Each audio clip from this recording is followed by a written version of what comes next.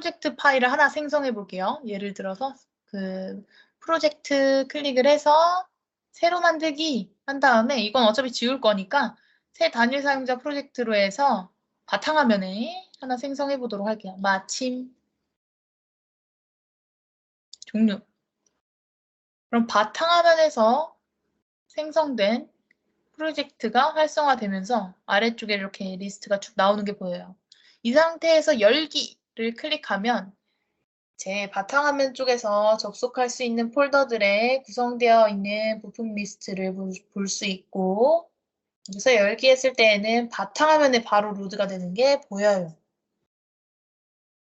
근데 이 창을 닫아주고 아까 전에 생성했던 A 프로젝트를 더블 클릭해서 여기서 열기를 클릭하게 되면 여기에는 아까 전에 그 구성해 두었던 모든 것들이 로드가 되면서 그 프로젝트 파일이 있는 곳이 바로 그 위치로 오픈이 됩니다. 그래서 이제 프로젝트 파일을 생성하게 되면 일단은 제가 원하는 어떠한 경로가 있을 때 그 경로를 찾아 들어갈 필요 없이 바로 그 경로를 오픈할 수 있고 그 경로에서 파일을 찾거나 또는 저장하거나 할 때 그 경로가 바로 오픈이 되고 왼쪽에 이런 자주 사용된 하위 폴더를 활용할 수 있다라든지 하위에 있는 폴더의 부품들을 조립품 오픈할 때 바로 로드할 수 있다라는 그런 특성이 있어요. 이 상태에서 돌출 1번이라고 하는 게 있어요. 돌출 1 언더바 2020이라는 파일을 더블 클릭해서 열어주도록 하겠습니다. 보시면 이 파일과 같은 경우에 지금 양쪽에 함수 적용이 되어 있는 상태로 가운데의 두께는 특정 두께만큼 유지가 되어 있고 마찬가지로 길이도 유지가 되어 있어요. 그래서 이 파일을 통해서는 아까 전에 그 컷에 대한 부분을 테스트해 볼 수 있습니다. 그럼 컷에서 한 가지 추가적으로 확인해 보도록 할게요. 보시면 이 시작이라는 곳 오른쪽에 사이가 꺼짐이라고 있어요. 사이가 꺼짐을 클릭해 보도록 하겠습니다. 면을 선택하는 부분에서 아래쪽 면을 한번 선택해 보도록 할게요. 그리고 위쪽 면을 선택해 보시게 되면 아래쪽 면에서 위쪽 면까지 이렇게 선택되는 게 보여요. 요거는 약간 이제 관통과 약간 비슷한 느낌이지만 끝과 좀 더 가까운 거라고 보면 되겠죠? 끝이 시작과 끝이 지정이 되면서 이 사이가 컷이 된다라는 개념으로 이해해 주시면 될 것 같아요. 예를 들어서 두께를 입력하게 되면 두께값만큼만 지금 시작면이 바뀐 게 보이시죠? 위쪽에 스케치가 되었지만 시작면이 아래로 연결되었기 때문에 아래에서 네, 요게 2020 버전에서는 요게 없다가 2021 버전에 추가된 거예요. 근데 이 시작은 바꿀 수 있어요. 이 사이가 꺼지면 뭐 지금 다른 방식으로 하실 수 있는 게 시작하는 면을 선택해주고 이 거리에 있는 부분의 끝이라는 곳에서 끝면을 선택해주는 것과 같아요. 이렇게 지정해 주셔도 될 것 같아요. 여기서 이제 한 가지 추가적으로 말씀드릴 부분이 있는데 요거를 일단은 컷을 하고 한번 보겠습니다. 컷을 한번 해놓고 이 스케치를 통해서 돌출로 관통으로 컷을 해놓고 다시 이 스케치를 통해서 돌출로 아까 전에 했던 스케치를 통해서 돌출을 하는데 이게 컷으로 활용됐기 때문에 스케치에서 오른쪽 마우스 버튼을 클릭하게 되면 스케치 공유라고 있어요. 이 스케치 공유를 클릭하게 되면 스케치가 이렇게 위에 생성이 됩니다. 이 상태에서는 또 돌출 작업을 하실 수가 있어요. 방금처럼 돌출 하위에 있는 스케치를 클릭해서 바로 돌출은 어렵고 만약에 그렇게 진행하고 싶다라고 하게 되면 이 상태에서 플러스 버튼을 클릭해서 적용할 수는 있어요. 또 그 외에도 스케치에서 우클릭해서 스케치 공유를 해주시게 되면 스케치가 돌출 위쪽에 형성이 되면서 이 스케치로는 또 돌출 작업을 할 수 있다라고 보시면 돼요. 아까 보셨던 것처럼 일단 시작 위치는 이곳, 그리고 끝 위치를 지정해서 아래 면을 클릭해서 지금은 이제 돌출인데 여기서 이제 제가 요 첫 번째와 두 번째에 대해서 말씀을 드렸었어요. 이 가운데에 있는 거는 두 개가 교차되는 위치에 대해서만 솔리드를 생성을 할 수 있는 거고, 맨 끝에 있는 건 새 솔리드라고 하는 옵션이 있어요. 그래서 이 새 솔리드라는 것을 클릭하게 되면 이게 이제 접합과는 또 별개라고 보실 수가 있어요. 그래서 새 솔리드로 해서 한번 생성을 해보도록 하겠습니다. 새 솔리드 상태에서 오른쪽 마우스를 허공에서 또 클릭을 하면 왼쪽으로 가면 취소, 오른쪽으로 가면 확인이네요. 꼭 클릭을 해서만 갈 수 있는 게 아니라 오른쪽 마우스 버튼을 클릭한 상태로 드래그를 하게 되면 확인이 바로 실행이 됩니다. 그래서 꼭 클릭하고 하지 않아도 되고 내가 그 위치를 정확하게 알고 있다 라고 하면 바로 드래그를 해서 실행하게 되면 돼요. 지금 아무것도 안 되어 있는 데에서는 이렇게 바로 회전이 또 실행이 되는 게 보이네요.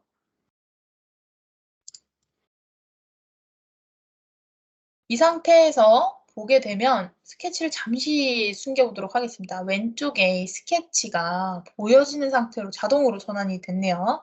스케치를 오른쪽 마우스 버튼 클릭해서 보시게 되면 가시성이 켜져 있어요. 가시성을 꺼주게 되면 현재 화면에서 숨겨지도록 됩니다. 가시성을 켜주면 다시 보이고요. 또는 뷰 탭에서 객체 가시성에서 2D 스케치를 끌 수도 있어요. 이건 특히나 조립품에서 많이 활용하시게 될 것 같아요. 뷰 탭에서 객체 가시성. 3D 모형 탭에서 다시 지금 보시게 되면 이제 돌출 1, 돌출 2, 돌출 3이 있어요.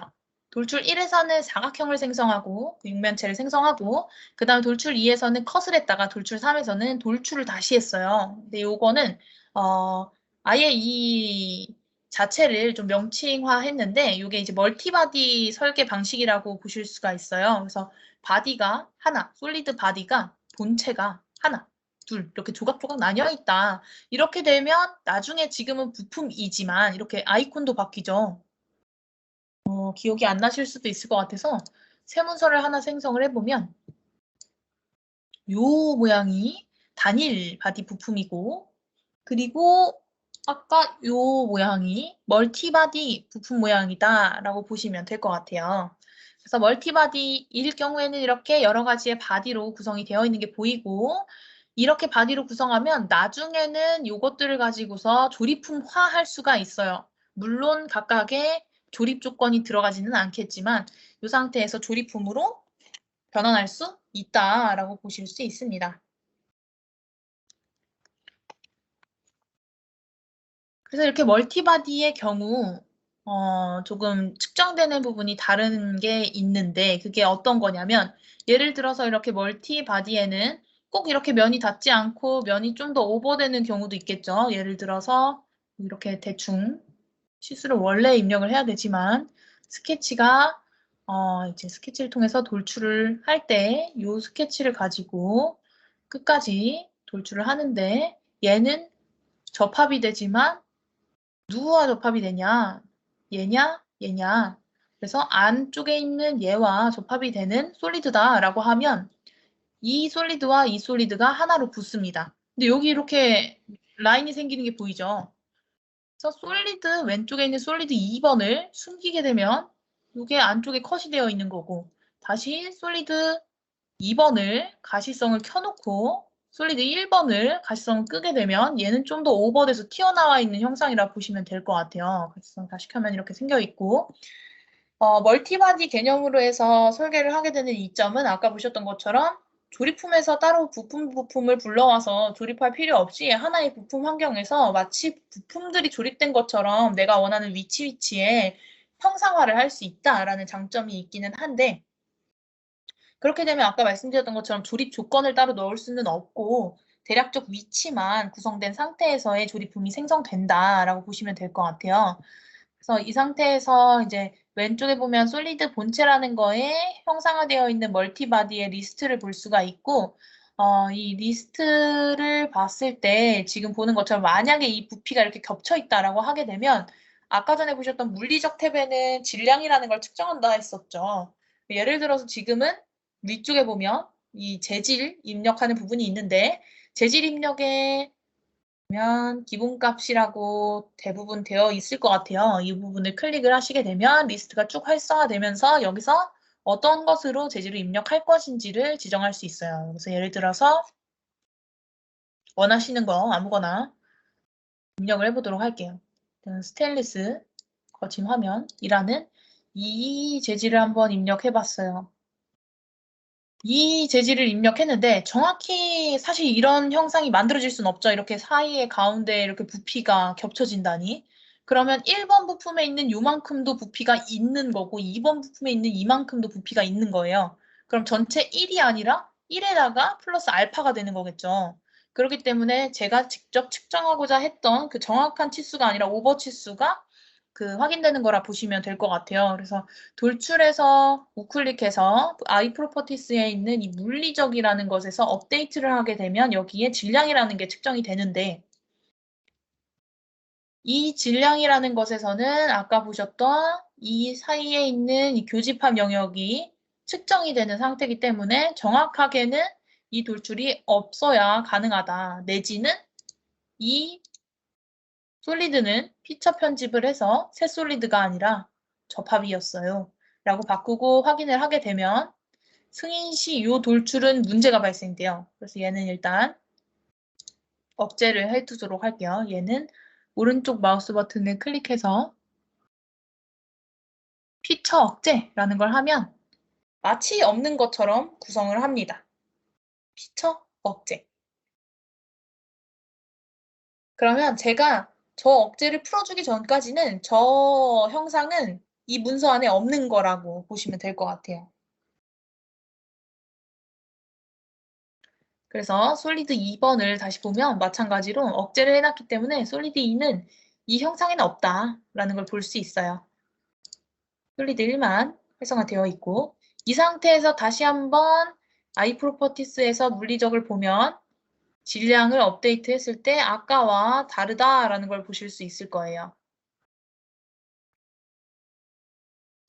네, 이렇게 차이가 많지는 않지만 차이가 난다라는 것을 확인할 수 있어요.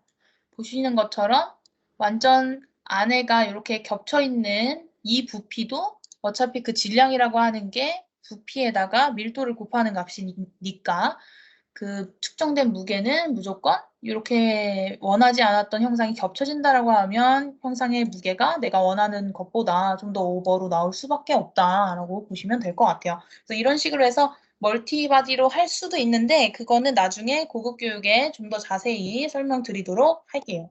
이 상태로 이거는 저장을 해두시거나 하시면 될 것 같아요.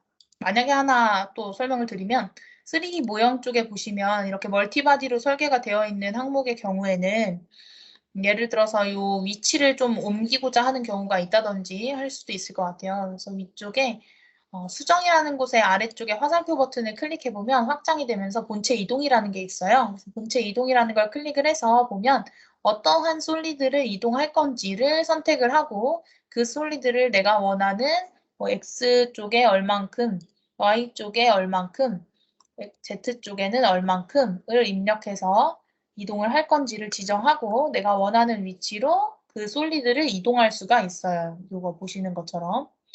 이렇게 이동을 할 수 있다라고 보시면 될 것 같아요. 돌출 1번을 일단 확인을 했어요. 그래서 돌출 1번에서는 돌출을 할 때에 두 번째로 돌출을 하는 경우에 대해서 일단 새 솔리드로 하는 경우에 대해서 좀 확인을 했었고 다음 추가로 하나 또 더 열어주도록 하겠습니다. 돌출 2번도 있네요. 돌출 2번을 또 더블 클릭으로 열어보도록 하겠습니다. 열기로 해서 진행을 하는 경우에는 계속 이제 프로젝트 파일이 잡혀있기 때문에 그 위치에서 바로 파일이 열리는 게 보이죠. 그럼 이 상황에서 작업 평면이라는 게 지금 있어요. 아까 보셨던 것처럼 이렇게 스케치도 우클릭해서 가시성을 끌 수 있고 작업 평면도 우클릭해서 가시성을 끌 수 있어요. 이런 작업 평면을 만드는 방법에 대해서 좀 간단히 말씀드릴게요.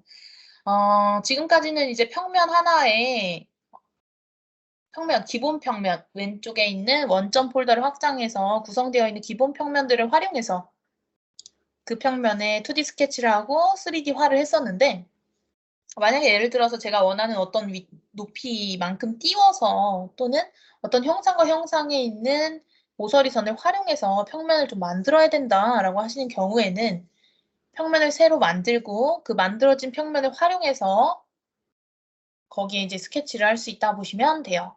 이 상태에서는 위쪽에 3D 모형 탭에 평면이라고 가운데쯤에 구성되어 있습니다. 작업 피처 쪽에 평면 클릭을 해서 보시게 되면 지금 이 상태에서는 스마트하게 제가 원하는 어떤 형상 위에 마우스를 올려두면 거기에 바로 이제 형상 조건이 실행되는 거라 보시면 돼요. 평평한 평면에서는 이 위치에 바로 평면을 생성하거나 또는 평면과 평면을 활용해서 평면들이 생성된다 보시면 되고 그리고 뭐 모서리선을 클릭하게 되면 모서리선과 모서리선을 선택해서 평면이 생성된다라고 보시면 돼요. 지금 보셨을 때 이 제 마우스 커서가 여기에 있냐 또는 여기에 있냐 또는 이 면 위에 있냐에 따라서 평면이 다른 위치에 생성이 되고 전체적인 조건이 다 들어가지 않은 상태에서는 평면이 노란색으로 표시되지는 않아요. 노란색으로 표시되는 상태에서는 지금 이 요소 하나만 더 클릭하면 바로 그 자리에서 평면이 생성됩니다. 라는 거로 이해를 해주시면 될 것 같아요. 예를 들어서 이 면 위치를 클릭하게 되면 여기에 평면이 생성되는데 각도는 너가 원하는 각도를 입력하세요. 라고 되는 거라 보시면 돼요. ESC를 해주고 다시 이 평면 아래쪽에 있는 화살표 버튼을 클릭해보면 평면을 생성할 때 사용되는 여러 가지 옵션들이 있는 게 보여요. 방금 전에는 제가 어떠한 평면을 클릭해서 그 평면과 다른 모서리선을 활용해서 생성한다든지 초등학생 때 아마 이거에 대해서 이제 설명을 해주는데 평면이 생성되는 조건에 대한 내용이었어요. 그래서 뭐 선을 2개 또는 점을 3개 또는 이렇게 해서 이제 평면이 생성되는 조건들이 있었던 것 같은데 그런 조건이 충족이 되면 평면이 생성된다라고 보시면 될 것 같아요.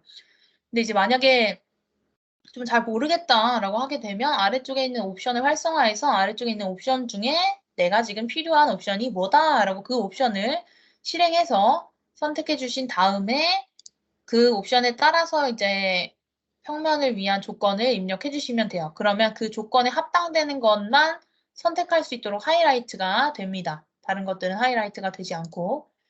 그리고 방금 전처럼 대략적으로 알 것 같은데 따로 옵션을 뭐로 선택해야 될지 모르겠다라고 하는 경우에는 일단은 평면을 생성해 놓고 내가 원하는 그 위치에 생성이 될 때 클릭을 하면 될 것 같아요. 이렇게 선과 선을 선택을 한다든지 는 아까 보셨던 것처럼 전면과 평면을 선택한다든지 또는 평면에서 간격을 띄워야 된다라고 하는 경우에는 평면을 선택하고 드래그를 해서 내가 원하는 간격 띄우기 높이 값을 설정해서 이 위치에 생성을 한다든지 평면의 크기가 뭔가 좀 보기에 너무 작아서 안 좋다라고 하는 경우에는 평면의 크기를 늘려줄 수 있어요. 뭐 정 사이즈로 치수로 해서 제어가 되는 것은 아니지만 평면의 크기를 바꾼다거나 또는 위치를 조절할 수 있다라는 거를 알고 계시면 될 것 같아요.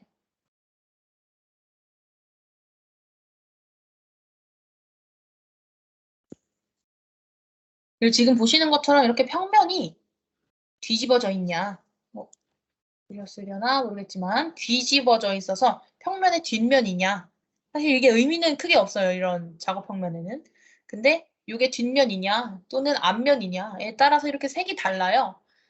그리고 이렇게 선택할 때도 이렇게 하면 빨간색, 이렇게 하면 초록색, 이것도 색이 다르죠.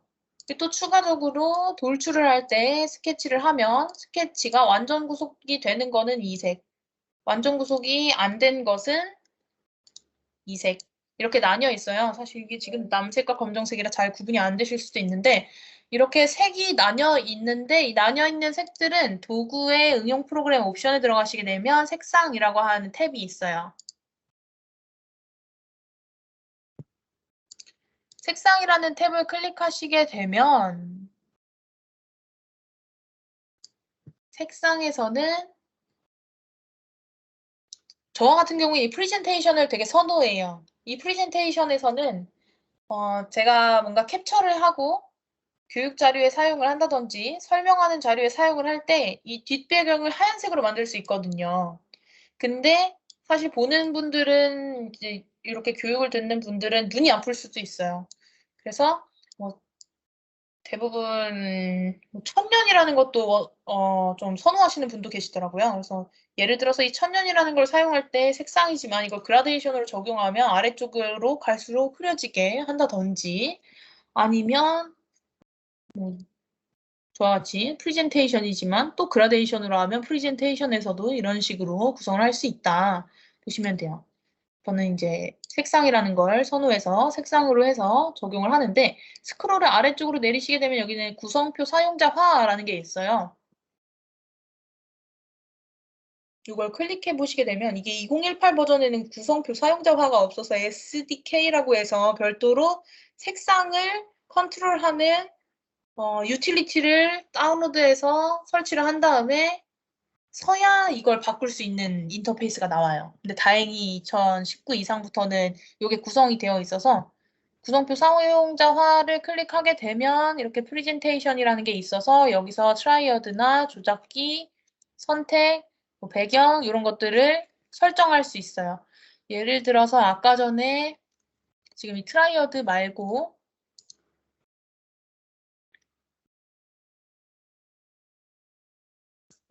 스케치를 활성화해서 보시게 되면 완전히 구속되어 있는 상태에서의 색상, 그리고 불충분하게 구속되어 있는 색상을 설정할 수 있는 게 보여요.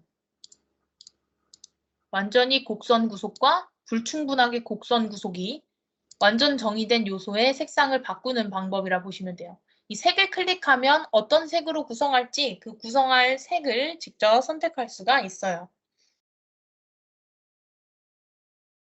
그 외에도 뭐 치수라든지 선택할 때의 조건이라든지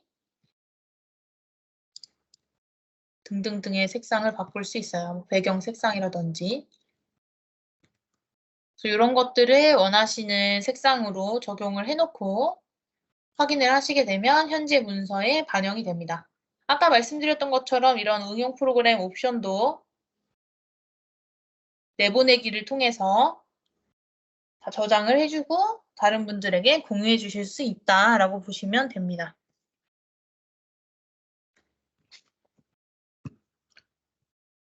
그럼 확인으로 일단 닫고 이렇게 색상을 좀 변경할 수 있다라고 보시면 될 것 같아요. 이런 요소들도 모두 색상을 바꿀 수 있다. 그럼 이렇게 평면을 생성을 했는데 여기서는 이제 예를 들어서 뒤쪽에 있는 요소를 현재 스케치로 로드하는 방법에 대해서 한번 확인을 해보도록 하겠습니다. 예를 들어서 제가 이 형상을 뒷면으로 이렇게 보면 이렇게 보고 싶은데 너무 평면이 많네요. 그래서 아까 전에 말씀드렸던 뷰 탭에서 객체 가시성을 활성화해서 모든 작업 피처를 다 숨기세요 라고 클릭을 하시면 평면 작업했던 모든 작업 평면들도 다 같이 숨겨집니다. 이렇게 다 같이 숨겨져 있는 상태에서 추가적으로 스케치를 하나 해보도록 할게요.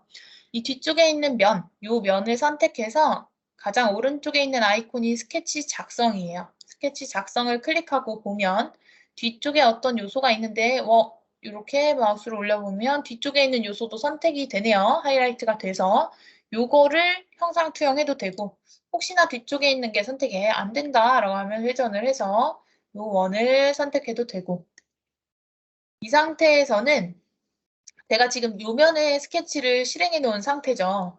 근데 사실 요면에 필요 없는 앞에 있는 요소들은 다 좀 잘린 것처럼 표현이 되었으면 좋겠다라고 하는 경우에는 F7을 눌러주시면 앞에 나와 있던 모든 것들은 없는 상태처럼 표시를 하고 실제로 없어지는 거는 아니고요. 그냥 그래픽 상에서 잠시 숨겨지는 거라 보시면 될 것 같아요. 그래서 이 상태에서 보고 저 원을 로드해온다 라고 하면 로드해올 요소를 클릭하고 위쪽에 형상 투영 클릭을 해서 원으로 로드해오면 바로 로드가 됩니다.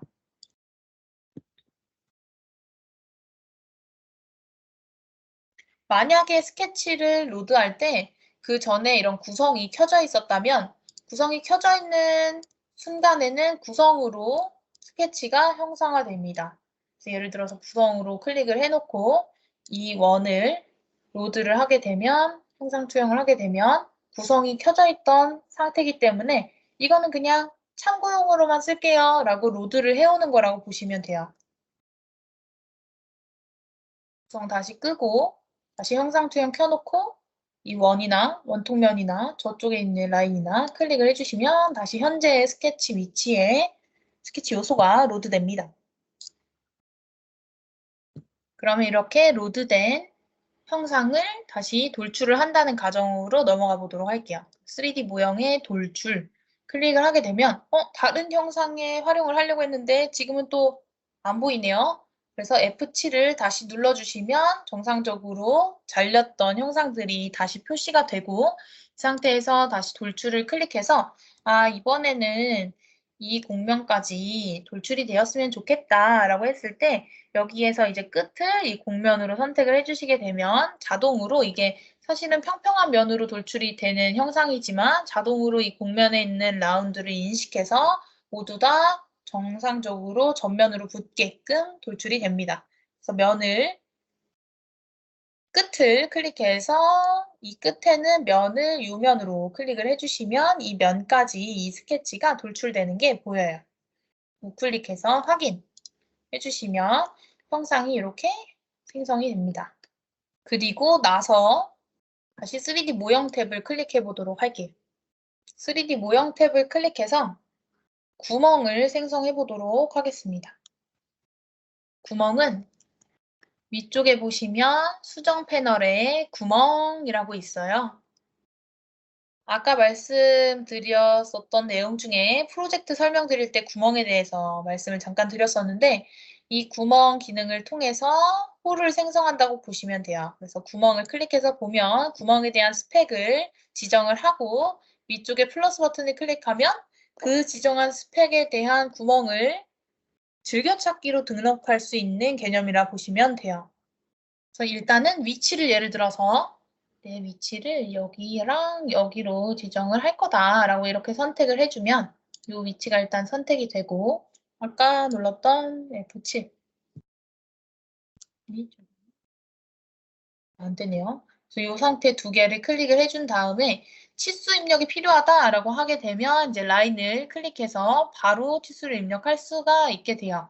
그래서 형상의 끝에 라인을 클릭해서 5mm 띄워진다. 마찬가지로 위쪽에 있는 라인도 5mm 띄워진다. 이 왼쪽 위쪽에 있는 포인트도 포인트와 라인을 선택해서 라인과 포인트 사이의 거리가 5다. 마찬가지로 포인트와 라인 사이의 거리가 5다 라고 입력을 하시면 이렇게 원이 치수가 부여되면서 포인트의 정확한 위치가 입력이 됩니다. 그리고 나서 왼쪽에 이 구멍에 대한 스펙을 구멍의 홀 머리 크기를 현재는 10으로 입력이 되어 있는데 10이 아니라 5다. 그리고 안쪽에 있는 안쪽 지름은 5가 아니라 2다. 이렇게 지정을 하면 반영이 되고 요게 높이가 높죠. 그래서 요게 2다. 이렇게 지정을 하면 이만큼은 직경 5로 뚫리고 그리고 안쪽 직경은 2mm다 라고 지정을 할 수가 있어요. 그리고 나서 보면 이 구멍에 대한 스펙이 단순 구멍이냐 또는 틈새 구멍이냐 또는 탭 구멍이냐를 지정할 수가 있고 끝에 있는 이 부분을 관통으로 할 거냐 또는 내가 지정한 거리만큼 또는 내가 지정한 면까지만으로 할 것인지를 지정할 수 있어요. 이렇게 지정을 하고 지금은 이제 카운터 부어인데 마찬가지로 이 시트에 대한 유형도 바꿔서 플러스 버튼을 클릭해 주시게 되면 이 구멍에 대한 이름과 세부 스펙에 대해서 명시되어 있는 상태로 저장을 할 수 있습니다. 그리고 확인 버튼을 클릭하시게 되면 프리셋 리스트에 이 값이 추가되는 거라 보시면 돼요. 그리고 아까 전에 보셨던 이 도구의 응용 프로그램 옵션에 그 프리셋 위치를 보실 수가 있어요.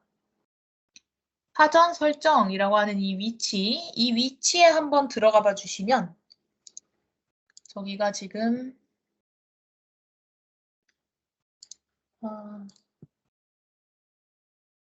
사전 설정이 유저 프로파일, 이게 C 드라이브, 내 PC에 C 드라이브에 유저 프로파일이니까 사용자의,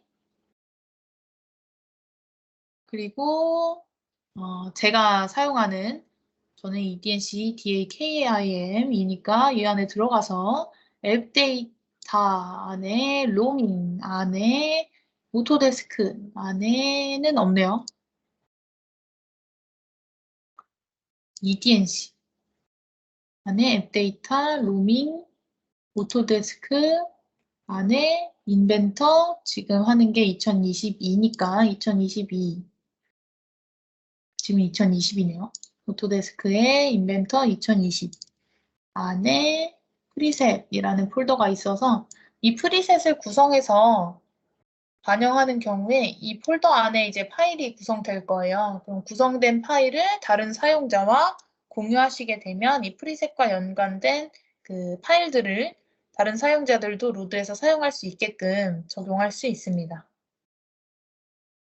그래서 지금 프리셋으로 해서 구성을 할 수 있는 부분이, 프리셋은 아까 보셨던 것처럼 일단 구성해서 다른 사용자들과 그런 홀 리스트라든지 이런 것들을 구성해서 공유할 수 있다라고 보시면 될 것 같아요.